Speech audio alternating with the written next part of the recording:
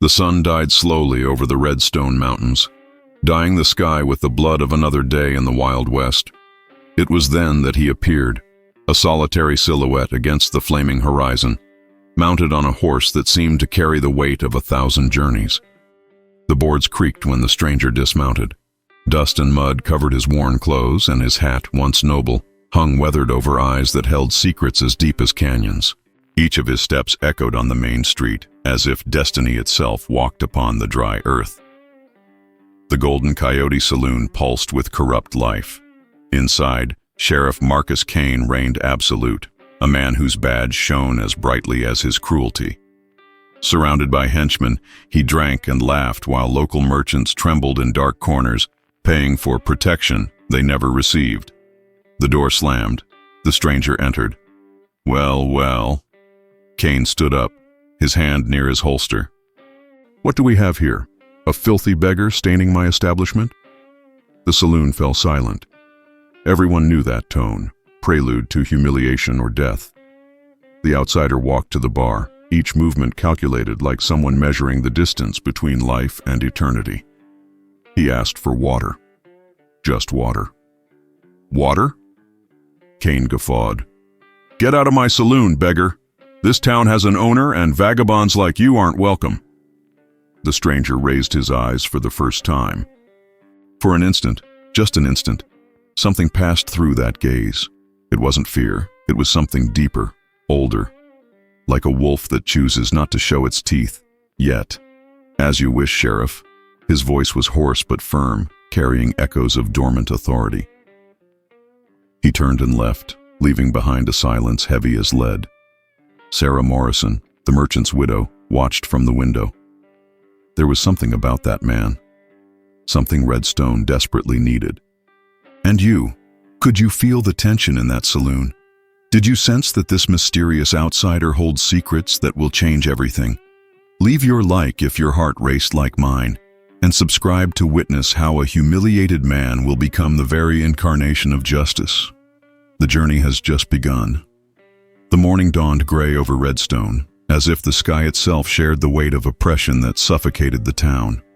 The stranger walked through the dirt streets, his steps measured like those of a general studying a battlefield before the inevitable confrontation.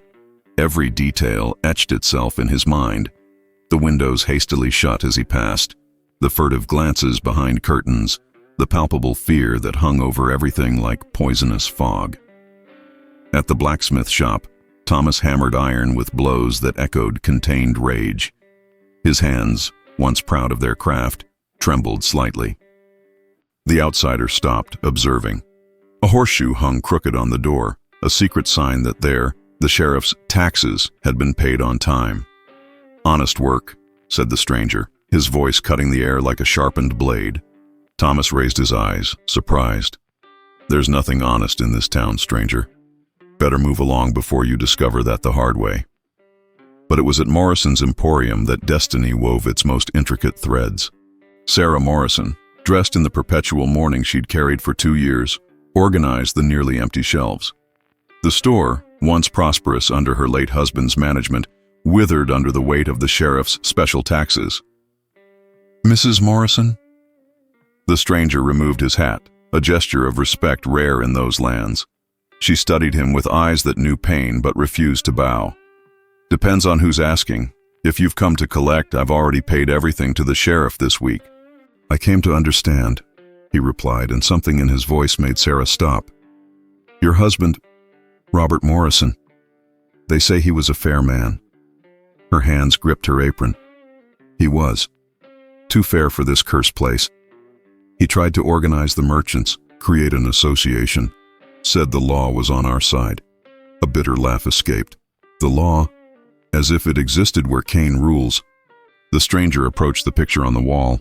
Robert Morrison, a man with noble countenance, eyes that radiated integrity. "He wrote to the governor." Sarah startled. "How do you know that?"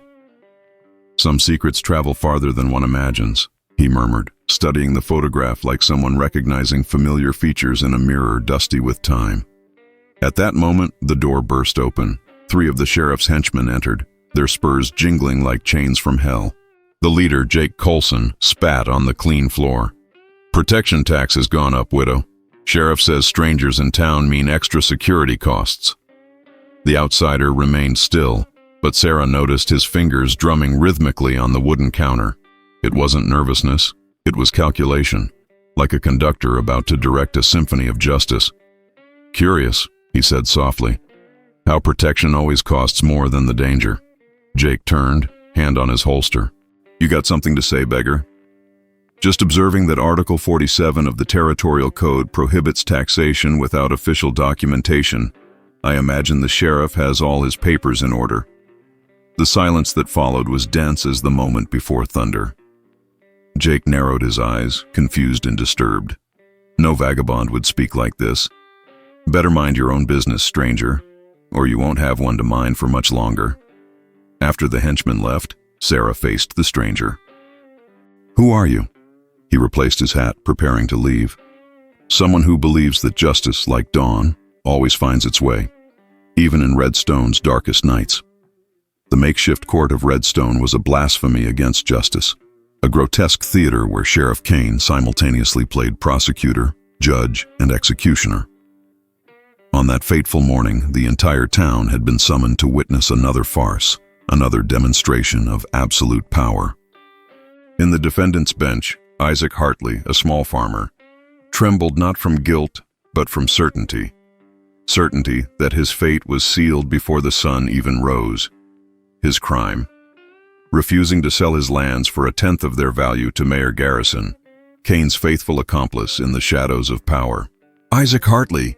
Kane thundered from the improvised pulpit, his badge reflecting the sun like an evil eye. "You are accused of disturbing the peace, resisting authority, and—" He paused, savoring the moment. "Conspiracy against the town's interests." The crowd watched in sepulchral silence. Every soul present knew the truth, but fear sealed lips like molten lead. Sarah Morrison clenched her hands until her knuckles whitened. Young Billy, hidden among the adults, bit his lower lip until he tasted blood. His father had been tried in this same place 3 summers ago. It was then that a voice cut through the air, clear as a bronze bell on a winter morning. "By which statute, Sheriff? Under which article of the Territorial Code?" All heads turned. The stranger emerged from the crowd like a figure from ancient legend, his measured steps carrying authority that transcended his humble clothes. He walked to the center, positioning himself between Kane and the accused. Kane stood up, his hand instinctively seeking his holster. "You again, Beggar? You seem eager to occupy the place beside the defendant." "I merely seek clarification," the outsider replied, his voice carrying echoes of distant courtrooms, of halls where law was more than empty word. "Article 91 of the Territorial Constitution establishes that every accused has the right to know specifically the charges. Article 94 guarantees representation. Article 97... He paused, his eyes piercing Kane like spears of truth. "Prohibits the same person from acting as both prosecutor and judge." Murmurs ran through the crowd like wind through a wheat field. Never in all the years of tyranny had anyone challenged Kane with the very words of the law. "You think you're clever, stranger?" Kane descended from the pulpit, his henchman closing circle. "I am the law here. This badge gives me all the authority I need." "A badge," the stranger replied, turning to face the crowd, his voice gaining the strength of a nascent storm, "is not above the law it swore to protect. Not even in the wildest West can justice be completely silenced. It sleeps sometimes, but it always awakens." Billy stepped forward, his youthful voice trembling but determined. "He's right. My father. You all know what happened to my father. How much longer will we bow?" The moment hung in the air like an axe over a neck. Kane partially drew his gun, the metal gleaming threateningly. "Boy, your tongue better find wisdom in silence." Doc Harlan moved, positioning himself protectively near Billy. Thomas, the blacksmith, unconsciously flexed his muscles. Sarah took half a step forward. One by one, small gestures of courage began to manifest, like stars piercing a veil of darkness. The stranger raised his hand, a pacifying but authoritative gesture. Violence here, before so many witnesses, would be imprudent, Sheriff, even for someone with your flexible interpretation of the law. Kane holstered his gun, but his eyes promised retribution. "Release Hartley," he ordered through clenched teeth. "For today. But this isn't over, stranger. Not by a long shot." As the crowd dispersed, whispers of hope mixed with warnings of fear, the stranger helped Isaac to his feet. And for a moment, just a moment, the farmer swore he saw in the outsider's eyes the same flame of justice that burned in the great judges of civilized lands. The first stone had been cast into the stagnant waters of tyranny. The ripples were beginning to form. Night fell over Redstone like a shroud woven on a loom of omens. In Martha's boarding house, under the flicker of candles that danced like restless souls, they conspired not out of malice, but for survival. The stranger unrolled ancient scrolls on the worn table, each official seal gleaming like a promise of redemption. Sarah Morrison had arrived wrapped in shadows, her face marked by new terror. Her store had been vandalized. Traitor painted in tar letters on the door. Billy accompanied her, the young man transformed into a fierce guardian of the widow who had become his only family after his father's death. Doc Harlan closed the circle, his healer's hands trembling not from fear, but from long-repressed rage. "They won't stop," Sarah whispered, stubborn tears refusing to fall. Kane sent a message, said accidents happen, that widows alone are vulnerable.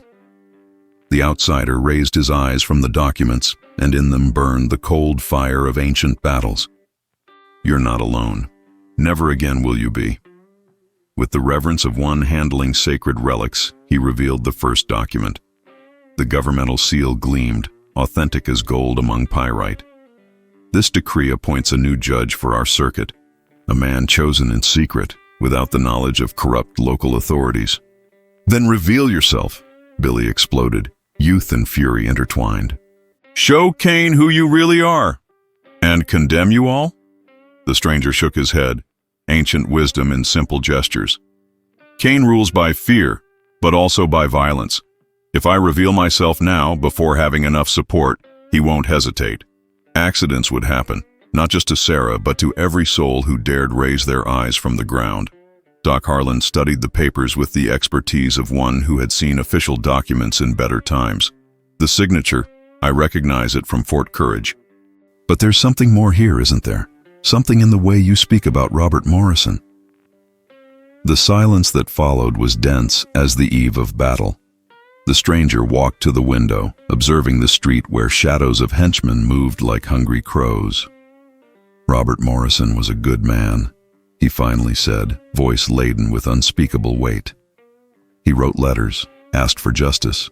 Some of those letters—" He paused, choosing words like a general chooses territory. "Reached important ears, ears of men who shared his blood, his sense of justice." Sarah gasped, comprehension dawning in her eyes like sun after storm. "You knew him, you—" A violent crash cut the revelation.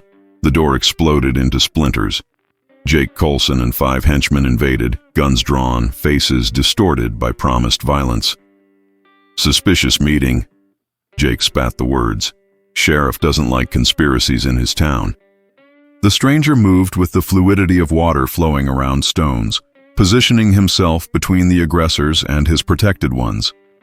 A meeting of free citizens, discussing legal matters. His hand hovered over the documents.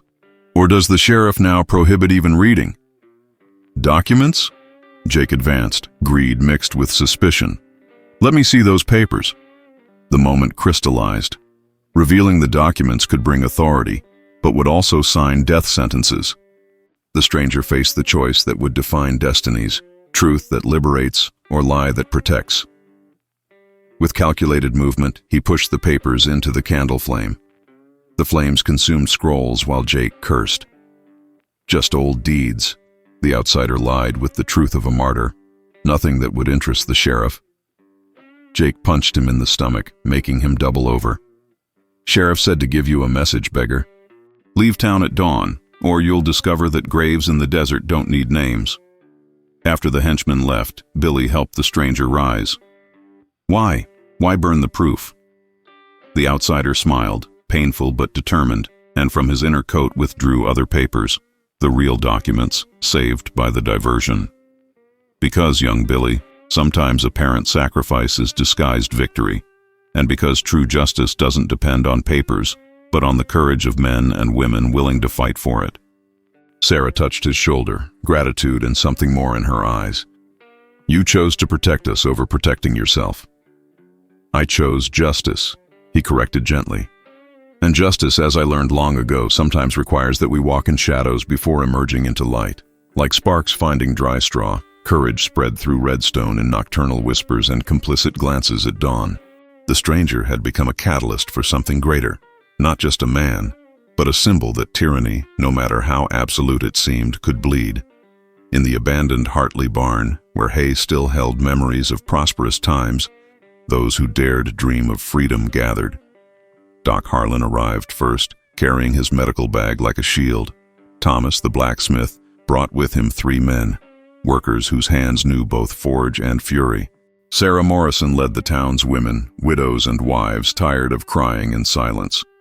The outsider observed the growing assembly from the barn's loft, and in his eyes was something of an eagle contemplating inevitable flight. Billy stood at his side, the young man transformed into a squire for this unlikely crusade. We are 43, Billy counted, pride and fear battling in his youthful voice.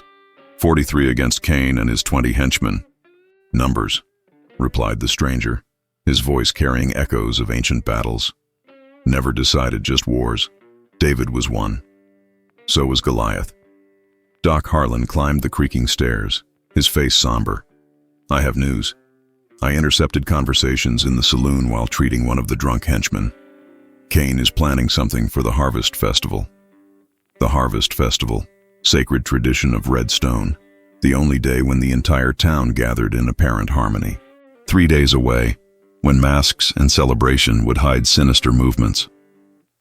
An ambush, Thomas growled, his fists closing like living anvils, cowardly as always. The stranger descended to the center of the group, each step measured like a general before the battle that will define eras. Then we'll transform his trap into our liberation. Sarah, I need you to organize the women. They'll pretend to prepare the festival normally, but every colored ribbon, every decoration, will be a signal for our people. Sarah nodded, determination transforming mourning into purpose. The colors of resistance disguised as joy, poetic.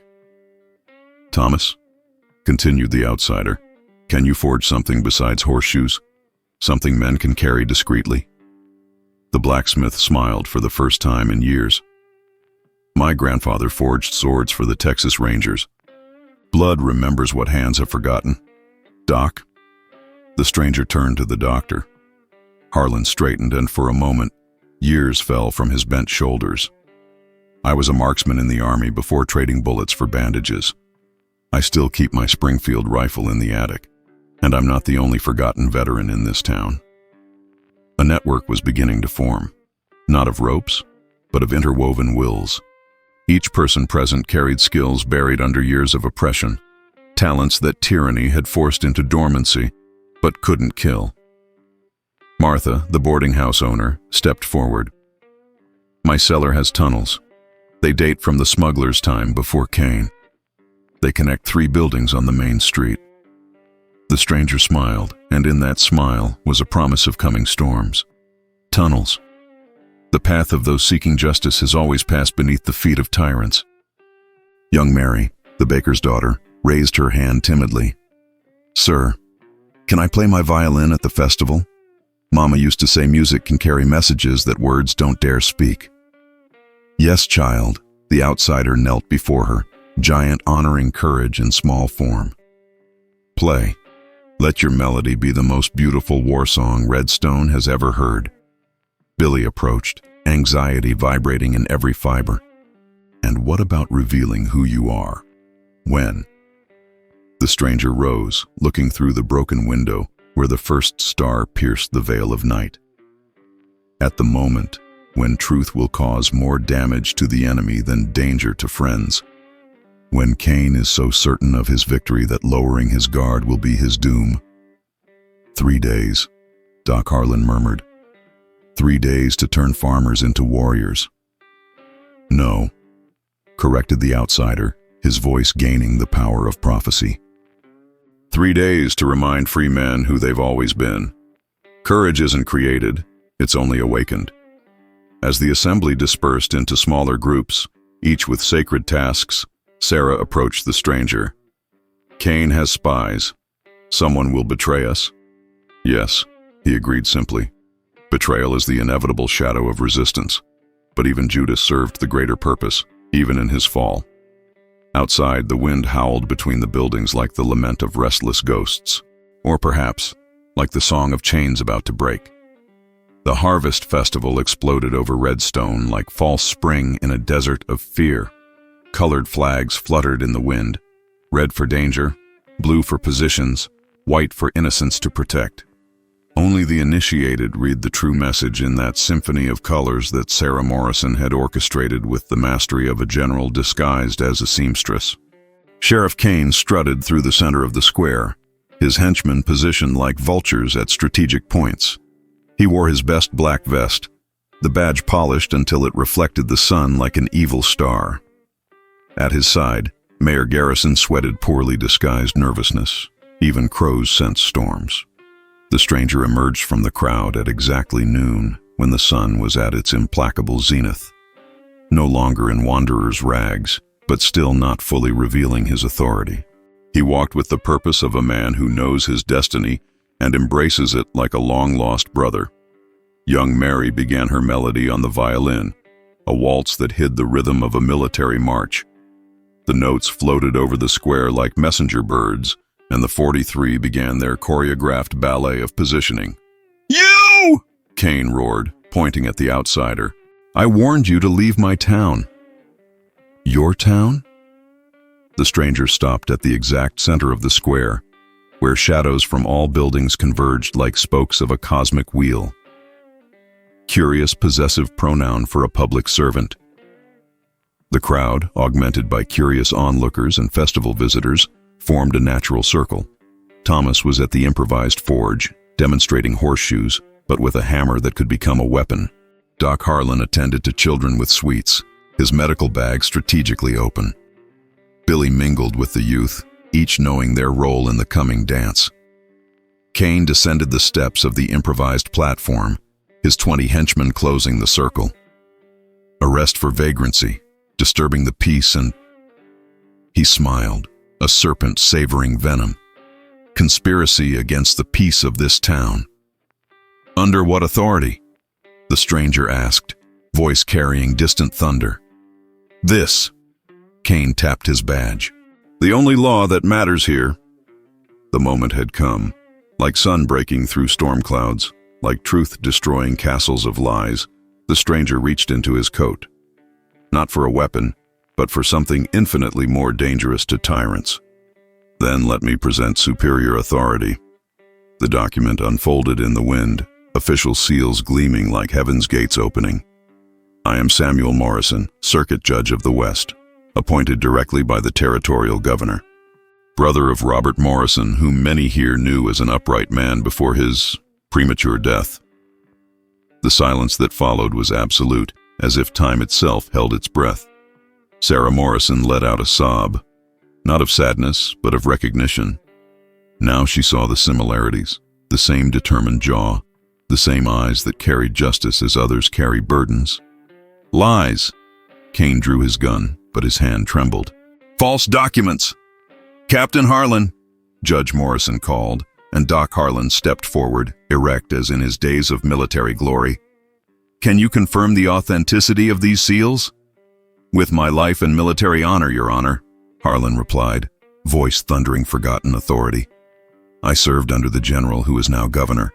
I know his signature as I know the lines of my hands." Jake Colson and other henchmen began to retreat, uncertainty corroding loyalty bought with fear. A territorial judge had the power to hang men for crimes that everyone there had committed under Cain's orders. "Sheriff Marcus Cain," Judge Morrison proclaimed, each word falling like a hammer of justice on the anvil of destiny. "You are suspended from your duties, pending investigation for extortion, murder, and conspiracy against the legal order of this territory." Cain raised his gun, desperation making him a cornered beast. "I'll kill you first!" But Billy had already moved, young avenger fulfilling destiny woven the day his father died. The stone from his sling, David's weapon redeemed, struck Cain's hand, making the gun fly away. The era of tyranny in red stone, Judge Morrison declared as Thomas and others surrounded Cain, ends today. Let the true trial begin. The festival colors exploded with new meaning, no longer disguise but genuine celebration. Tears ran freely down faces that had forgotten how to cry with joy. But in Cain's eyes, as he was tied up, burned a dark promise. Tyrants rarely fall without dragging worlds with them. No! Cain's roar echoed like profane thunder as Jake Colson cut his ropes with a hidden blade. 20 armed men emerged from strategic positions, the true ambush, planned for this exact moment. You think a piece of paper changes anything? I built this empire of dust and blood. Judge Morrison rose, imposing as an ancient mountain facing a storm. Empires built on innocent blood always fall, Cain. It's a law older than any written code. The first bullet split the air. Young Mary pulled the children to safety while her melody transformed into a scream. The square exploded into chaos, but orchestrated chaos. Each of the 43 knew their role in this symphony of liberation. Thomas raised the forge hammer, metal meeting metal as he deflected shots. Years of muscles worked in honest iron became a living shield. For the memory of all you killed, he roared, advancing like a titan of delayed justice. Doc Harlan was no longer the bent doctor. In his hands, the Springfield rifle sang a song of precise death. 3 henchmen fell before they realized the old doctor was Captain Harlan, living legend of the 5th Regiment sharpshooters. I swore to save lives, he murmured between shots, but some deaths save more lives than any medicine. Sarah Morrison demonstrated that fighting takes many forms. From strategic windows, the women poured boiling oil and nails, traps prepared during 3 sleepless nights. The mourning widow had become a general of an unlikely army, each order saving lives. Billy danced between bullets as if his father's spirit guided his steps. The sling spun, and stones found targets with precision that defied youth. When Jake Colson aimed at Judge Morrison's back, it was Billy who interposed himself, taking the bullet in the shoulder but giving Thomas time to crush Colson with justice forged in iron. Boy! Morrison held Billy as he fell. I'm fine. The young man smiled through the pain. My father, he would be proud, wouldn't he? Immensely proud, the judge confirmed, tearing his own shirt to make a tourniquet. The battle flowed like violent tide. Martha's tunnels proved their worth. Men emerged where least expected, transforming numerical disadvantage into tactical victory. Mayor Garrison tried to flee but found Martha herself blocking the exit, iron pan in hand like a scepter of domestic justice. You charged double rent for 10 years, she declared before applying culinary justice to his head. Cain, wounded but not defeated, had entrenched himself in the saloon with 5 last loyalists. Burn everything, he ordered. If I can't have this town, it will be ashes. Fire began to lick the dry wooden walls. Panic threatened to turn victory into tragedy. But Judge Morrison walked through the nascent flames like a prophet in a sacred furnace. Marcus Cain, face me, man to man, or will you prove you were always the coward we suspected? The challenge cut deeper than any bullet. In the West, even tyrants had a code. Cain emerged, gun in hand, face distorted by hatred that consumed like the flames behind him. You destroyed my brother, Morrison said calmly. You destroyed this town, but it ends now. 2 shots echoed as one. Cain looked surprised at the red spreading across his chest. Impossible. I was faster. You were greedy, Morrison replied, his own arm bleeding where Cain's bullet had grazed. Gluttony makes men slow. Justice gives wings to the righteous. As Cain fell to his knees, rain began, the first in months, extinguishing the flames before they consumed the town. Some saw providence, others coincidence, but all saw the end of an era. It's not over, Cain spat blood. I have allies. They'll come. Let them come, Judge Morrison declared, standing over the fallen tyrant. They'll find not a cowering town, but free people who have tasted justice, and they'll discover it's a flavor that, once tasted, is never forgotten. The last henchman surrendered. 23 men lay dead or wounded, on both sides. The price of freedom paid in blood and courage. Doc Harlan ran among the wounded, saving even henchmen who moments before were enemies. Justice doesn't mean revenge, he explained. They'll have a fair trial. That's what separates us from them. As the sun set, dyeing Redstone with colors of redemption, the survivors gathered. Scars were born, but also hope. Tyranny lay broken, but everyone knew. This was only the first battle of a greater war. Morning dawned different over Redstone. It wasn't just the sun breaking through storm clouds, but something deeper. As if the earth itself breathed free after years suffocated under tyranny's boots. Judge Samuel Morrison stood in the former sheriff's office, now transformed into a true court. Kane's badge lay on the table, stained metal that would be melted and transformed into a bell for the new school. From wounds are born noble purposes, when just hands guide the transformation. Your Honor, a young rider burst in, dust of urgency on his clothes. Kane, the body has disappeared. Blood trails lead to the desert. He survived. Morrison showed no surprise. Men like Kane were weeds, cut at the surface but with deep roots in the soil of evil. Let him go. The desert will exact its price, or he'll return to find a town that no longer bows. Both destinies serve justice. Sarah Morrison entered, no longer a mourning widow, but a woman reborn in purpose. She carried newly arrived correspondence, and her eyes met his with understanding that transcended words. Samuel. A letter. Governor's seal. He broke the seal, reading silently while shadows danced across his face. 3 neighboring towns, same pattern of corruption. They request urgent investigation. He raised his eyes to her. It seems Redstone was just one head of the Hydra. You'll go. It wasn't a question. Sarah knew men of honor. Her late husband had been one. Her brother-in-law was another. After order is established here, Doc Harlan will be perfect as interim sheriff, Thomas as his deputy. Morrison walked to the window, observing the town awakening. But yes, I'll go. It's my burden and my blessing, to bring justice where it has been forgotten. Billy entered limping, arm in a sling, but eyes shining with fire that no wound could extinguish. Judge Morrison, I've made a decision. I'm going east to study law. Doc Harlan says he knows people at the university who can accept me despite my age. Morrison smiled, paternal pride in his features. You'll be a magnificent guardian of justice, Billy. Your father would see his son become everything he dreamed for this territory. I'll return, the young man promised solemnly. When I'm a qualified lawyer, Redstone deserves someone who knows its scars and still believes in its redemption. At noon, the town gathered for farewells and new beginnings. Young Mary played a melody of hope while families of imprisoned henchmen cried, not from sadness, but relief. Many had served Kane out of fear, not choice. The fair trial they would have was more mercy than they'd known in years. Martha had transformed her boarding house into a shelter for those Kane had left helpless.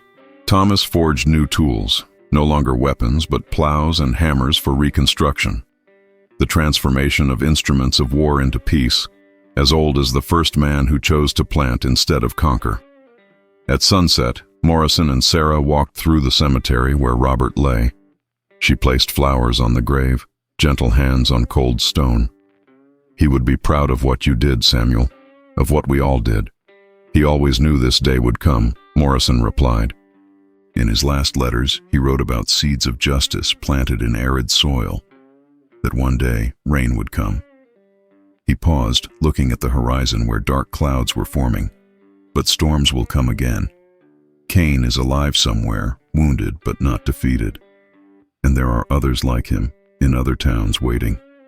Sarah touched his still bandaged arm from the bullet wound.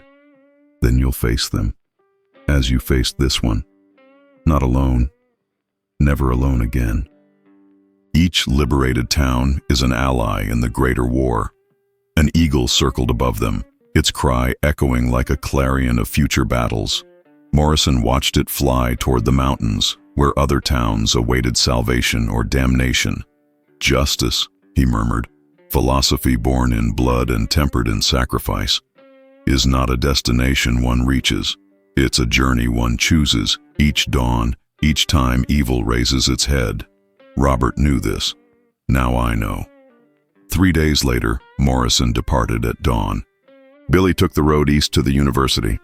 Redstone remained behind, not abandoned but fortified, a beacon of hope in a desert of despair. At the last hill before the town disappeared from sight, Morrison stopped. Down below, smoke from honest hearths rose to the sky. Children played in streets where blood had run. Life, stubborn and beautiful, reclaimed its territory. From his saddlebag, he withdrew Robert's last letter, words he would carry forever. Evil triumphs when good men do nothing. But when one good man acts, others find courage. And courage, brother, is the most contagious of virtues. A gust of wind brought the smell of rain and distant whispers, cries from other towns, other injustices, other battles awaiting their unlikely night. Samuel Morrison, no longer a stranger but still a wanderer, spurred his horse toward uncertain destiny. Behind, he left a free town. Ahead, the desert held secrets and dangers. Cain was somewhere, licking wounds and plotting revenge. Other towns groaned under other tyrants. The war for justice in the Wild West hadn't ended. It had just begun. And as long as there were men willing to trade comfort for cause, security for justice, hope would ride through deserts and mountains, the judge's badge shining like a guiding star in endless night.